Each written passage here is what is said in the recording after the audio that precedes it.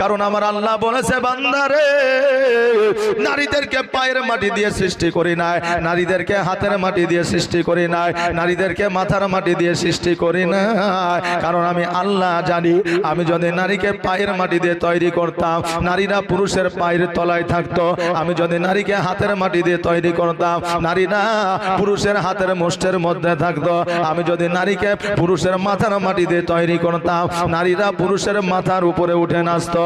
কিন্তু আমি আল্লাহ পায়ের মাটি দিয়ে তৈরি করি নাই, হাতের মাটি দিয়ে তৈরি করি নাই, মাথার মাটি দিয়ে তৈরি করি নাই, আমি পুরুষের বুকস্থলের বাম বজরের মাটি দিয়ে নারীকে তৈরি করেছি। এই জন্য নারীর স্থান পায়ের তলে নয়, হাতের মুষ্টিতে নয়, মাথার উপরে নয়। আল্লাহ বলে প্রত্যেকটা স্বামীর কাছে প্রত্যেকটা স্ত্রীর জায়গা হলো বুকস্থলে, হৃদয় মাঝে। জোরে বলেন সুবহানাল্লাহ। নারীরা